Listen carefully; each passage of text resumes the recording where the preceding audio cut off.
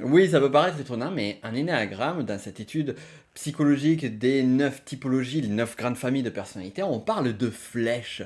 Alors, c'est quoi cette histoire de flèches? Est-ce qu'il a besoin d'un arc pour justement pouvoir utiliser l'énéagramme? Et surtout, qu'est-ce que ça dit d'un point de vue de ce qu'on va appeler notre intégration-désintégration, ou en d'autres termes, nos comportements, nos attitudes et nos façons de réagir au monde et à la vie dans les situations de stress, mais aussi dans les situations les plus évoluées de notre être. C'est parti. Avant toute chose, je te souhaite la bienvenue sur cette vidéo. Si tu ne me connais pas encore, je m'appelle Nico Pen, je suis auteur et formateur en énéagramme et notamment le créateur de la formation technicien énéagramme, et les conseils que je vais te donner ici sont une parcelle de cette formation-là. Et donc, en énéagramme, tu as peut-être déjà entendu parler ces notions de flèches et d'ailes, qui sont vraiment intimement liées à la compréhension des types de personnalités. Alors les flèches, les ailes, on en avait parlé précédemment, on disait que c'était un profil secondaire, que ça représentait sur la roue. Si tu as déjà vu l'énéagramme, tu as déjà vu cette fameuse figure donc de l'énéagramme. Et sur cette figure, on peut voir qu'il y a des liens entre chaque profil. Mais on est tenté de se poser la question, à quoi servent ces liens? C'est quoi ce truc-là? Eh bien, c'est ce qu'on appelle les flèches. Et si on regarde sur la figure d'énéagramme qui est ici, ou je peux la mettre ici aussi si je veux. Bref, sur cette figure, on va voir donc que par exemple, si on prend le premier, le type 1, il va être relié au type 7 et au 4. Idem, on va prendre le 3 qui va être lié au 6 et au 9. Pourquoi?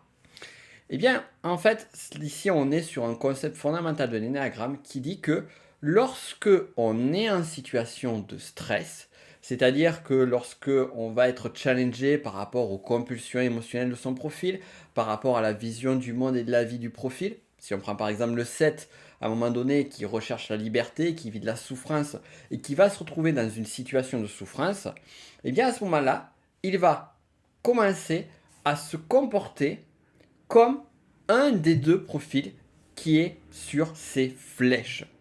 Donc, si tu vois le 7, il va se comporter soit comme un 5, soit comme un 1.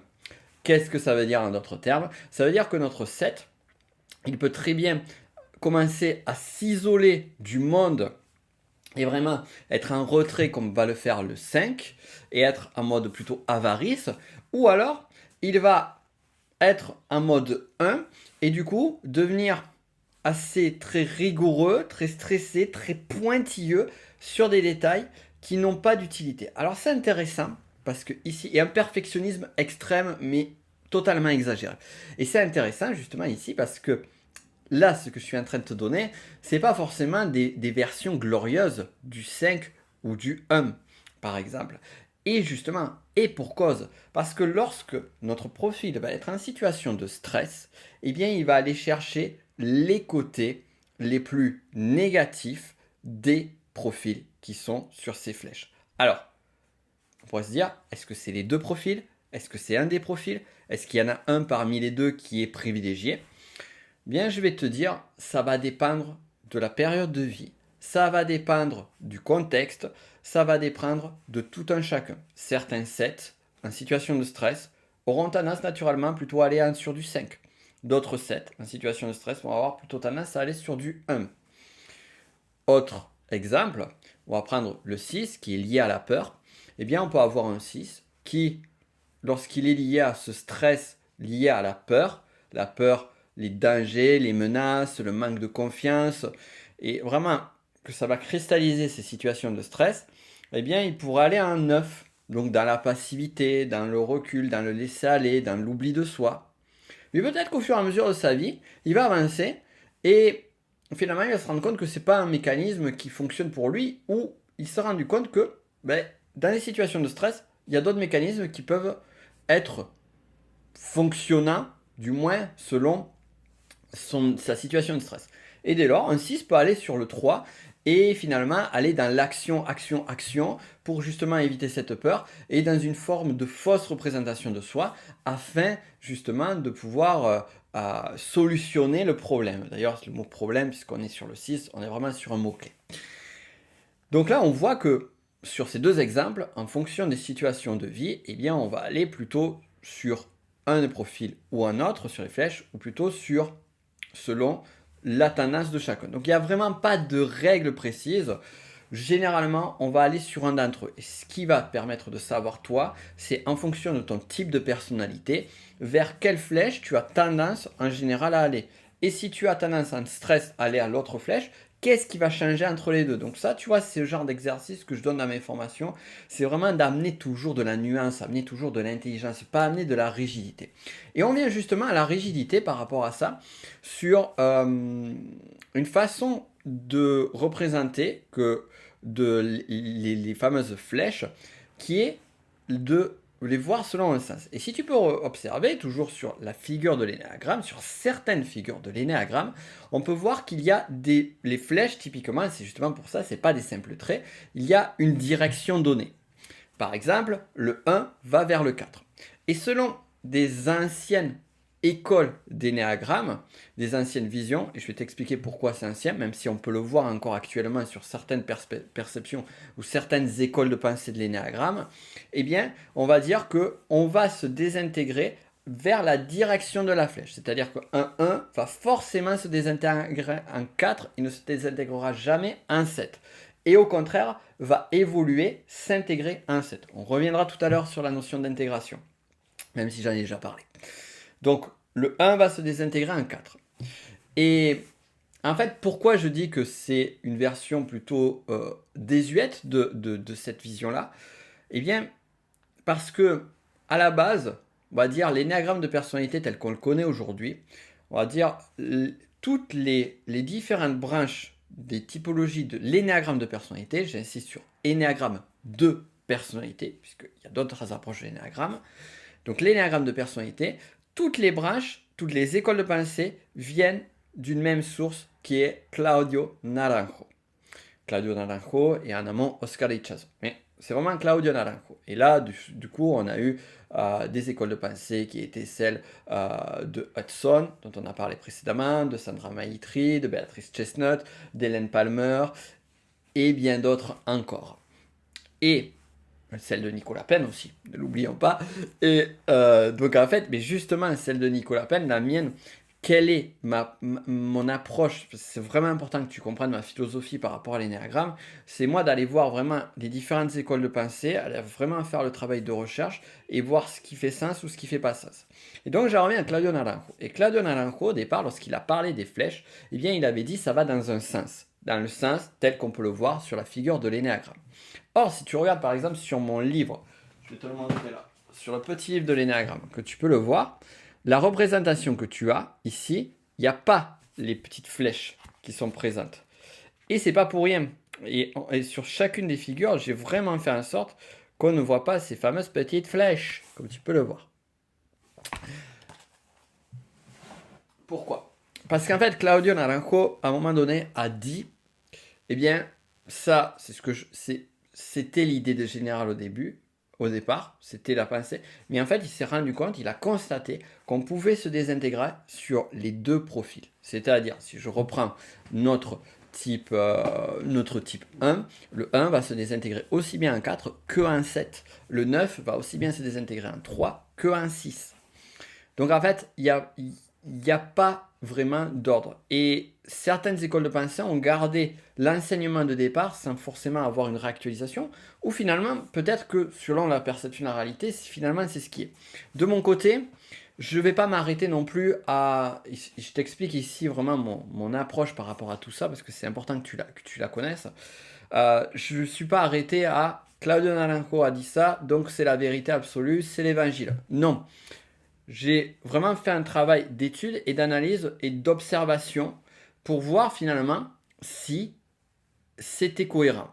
Si il y avait des désintégrations ou des intégrations ou des intégrations, enfin, ou du moins des intégrations en stress sur un des deux profils ou sur les deux. J'ai échangé avec des personnes qui connaissaient leur profil. On a échangé sur leur situation de stress. Je me suis auto-observé. J'ai discuté avec d'autres experts du domaine. Et en fait, à chaque fois, on se rend compte que la désintégration, selon chaque individu, va se faire avec une tendance forte sur un profil ou un autre. En notant, si je reprends le 1, ben le 1, certains vont avoir tendance fortement à se désintégrer en 4 et d'autres vont fortement se désintégrer en 7.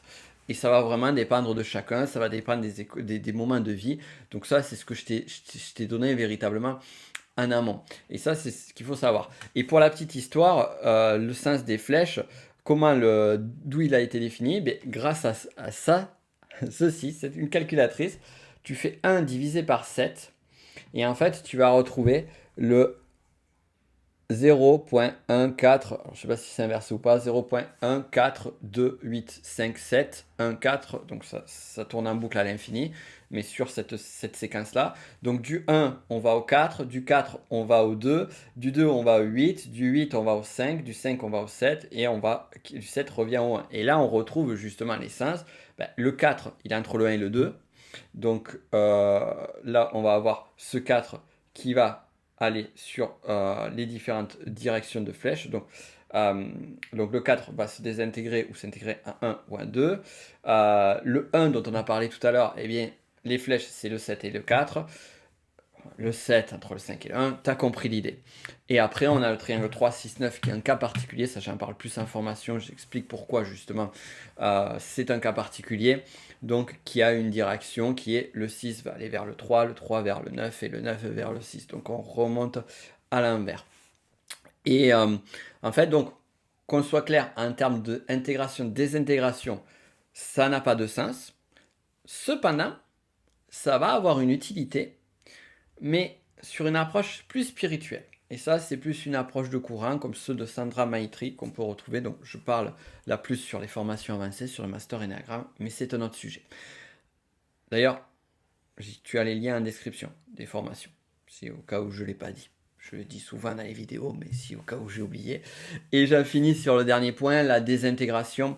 Donc la désintégration, l'intégration, je vais y arriver. La désintégration, la vue intégration, ça veut dire quoi? Ça veut dire que si tu évolues sur ton profil, ou si tu es dans une situation de zénitude totale. Par exemple, un qui est beaucoup dans la rigidité, dans le fait de bien faire, d'éviter la colère, dans le perfectionnisme, un qui va se retrouver en vacances, qu'est-ce qui va se passer?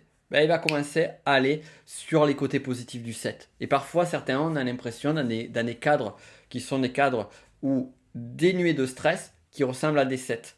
Et donc, on voit que les flèches vont également parler lors des situations d'intégration et d'évolution de la personne. Donc, une personne, à un moment donné, lorsqu'elle est bien, eh bien, elle va évoluer sur tel ou tel aspect positif, et là on parle des aspects positifs des profils qui sont présents sur les flèches. Donc ça, c'est en situation de bien-être, mais également en évoluant, en tentant d'évoluer, on va aller tendre vers ces côtés-là, et en allant chercher également, ça c'est aussi un des exercices que je donne et que je t'invite à faire si tu connais ton profil, c'est aller voir les côtés positifs des flèches qui sont présentes. Et tu vas voir que ça va être assez difficile. C'est plus difficile de voir les côtés positifs de nos flèches de désintégration que de voir les côtés positifs d'autres profils externes. Et c'est là où justement on voit qu'il y a un travail à faire. Tu me diras en commentaire si c'est le cas pour toi. Alors peut-être qu'il y a une, ça sera simple à voir, les côtés positifs, mais je suis prêt à parier qu'il y en a une d'entre elles qui va être difficile à trouver pour moi. Tu me diras et puis tu me diras en commentaire les côtés positifs. Voilà, donc on a fait un premier tour d'horizon sur les flèches, sur l'intégration et désintégration, mais si on a parlé précédemment. Si tu veux aller plus loin, tu as une formation, mais également tu as une masterclass gratuite pour découvrir en détail, en profondeur, les 9 grandes familles de personnalités Ennéagramme et ainsi trouver ton profil si tu ne l'as pas encore trouvé, mais aussi aller plus en profondeur comme on le fait dans ces vidéos, enfin plus que l'on fait dans ces vidéos. Je t'invite à regarder. C'est premier en description, il n'est pas toujours accessible. S'il n'est pas accessible, tu as une liste d'attente, tu peux t'inscrire. On se retrouve de l'autre côté. Et comme d'habitude, c'était un plaisir d'avoir fait cette vidéo avec toi.